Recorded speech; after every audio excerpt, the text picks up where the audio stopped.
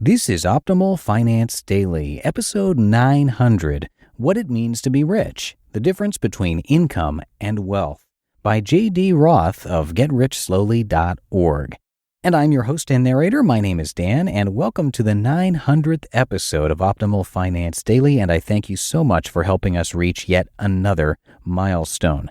This is the podcast where I read to you from some of the best personal finance blogs on the planet. And I'm going to keep this Friday intro nice and short for you today, so let's get right to it now as we start optimizing your life.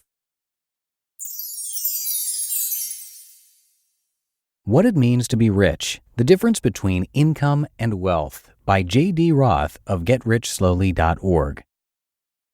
I'm generally a pretty laid-back guy, but like anyone, I do have pet peeves. Because I write about money, I have lots of trivial personal finance pet peeves. Like, it's saving rate, not savings rate. Dave Ramsey did not invent the debt snowball, and his version is but one kind of debt snowball. It's not the only debt snowball. See, I told you these pet peeves were trivial. It's silly that I'm bugged by this stuff, but I am. I'm sure you have your pet peeves too, especially when it comes to your work. One of my top pet peeves in the world of personal finance is when people who should know better conflate income and wealth. A high income can lead to great wealth, although it doesn't always, but they're not the same thing. I see this error frequently, even in high-profile articles at major media outlets. This morning, for example, I read an article at Vox about income inequality in Europe and the United States. The piece opens like this. Quote, "Income inequality is a growing problem in the United States. The richest Americans have reaped a disproportional amount of economic growth, while worker wages have failed to keep pace." End quote. The author elaborates, quote, "From 1980 to 2016, the poorest half of the U.S. population has seen its share of income steadily decline, and the top 1% have grabbed more." End quote. What bugs me here are the logical leaps from low income to poor and from high income to rich. But I can't blame the author of this article. The source material makes the same mistake. The difference between income and wealth. Now, I'm not here to explore income equality. That's a subject for another day. But I want to talk about the difference between income and wealth and why they're not the same thing. First, let's define our terms. Income is earning money. Yes, it's the primary piece of wealth creation, but income itself is not wealth. Wealth is having money. If you have a lot of money, you are rich. If you don't have much money, you're poor. Income and wealth are related, but it's a complicated relationship. In 2016, the Don't Quit Your Day Job blog took data from the Federal Reserve's 2013 Survey of Consumer Finances to examine this very subject. The conclusion at DQYDJ? Quote, "Yes, people with higher incomes do tend to have higher net worths." End quote.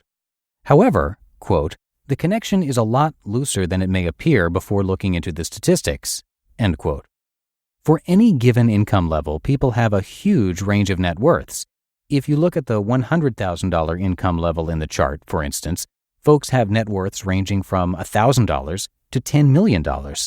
That said, people with higher incomes do tend to have greater wealth. In a follow-up piece, DQYDJ graphed the correlation of income and wealth by age. As you might expect, for young adults, income has very little to do with net worth. During prime earning years, however, there's a strong correlation. Then the correlation drops. Then, once you get past 50, the correlation isn't strong at all. So why is this? Earning money is only part of the equation. What you do with the money you earn has a profound impact on your wealth. Filling the bucket. If you earn a lot but you also spend a lot, especially on things that lose value, then you won't accumulate wealth. If you make poor investments, you won't accumulate wealth. If you suffer misfortune, you won't accumulate wealth. Your income is like water flowing through a hose. The higher your income, the larger the flow of water. But wealth, net worth, is like a bucket that you're filling with water. If you have a high-flow hose but you're spilling the water on the ground instead of filling the bucket, you're not going to fill it very quickly. On the other hand, even a trickle of water can fill the bucket if you're careful and take your time. In my real life, I know families with household incomes approaching $250,000 that have almost zero net worth. They buy, and sometimes wreck, fancy cars that quickly depreciate in value. They take expensive vacations. They eat out for every meal. They spend a ton on entertainment. These folks have high incomes and live a lavish lifestyle, but they're not rich. If they were to lose their jobs, they'd be in trouble. On the other hand, I've met with many Get Rich Slowly readers who have mundane jobs with modest incomes, yet they've managed to build small fortunes, especially in relation to their spending. How? By keeping expenses low. They may not make as much, but they have a high saving rate and they know how to invest wisely. Yesterday, at A Wealth of Common Sense, Ben Carlson wrote about the 3 levels of wealth. He looked at both income and net worth numbers and at how these relate to economic class. His conclusion? Quote, "The standard of living where you choose to reside can have a huge impact on how far any of these income or wealth numbers can get you, and how much or how little you choose to spend of that income or wealth also plays a role. Lifestyle inflation can be a killer if you're not careful, no matter how much money you make." End quote. A high income can fund a lavish lifestyle, but if you spend most or all of that income, you're not building wealth. You're not rich. The high times probably will not last. Believing that they will is part of the forever fallacy. You just listened to the post titled "What It Means to Be Rich: The Difference Between Income and Wealth" by J.D. Roth of GetRichSlowly.org. And that's it for our milestone episode, 900 episodes of Optimal Finance Daily in the books. Thank you so much for your support and for listening and subscribing to our show. It is all thanks to you and our authors for helping us get to number 900. So have yourself a great weekend, and I'll be back with more posts for you next week where your optimal life awaits.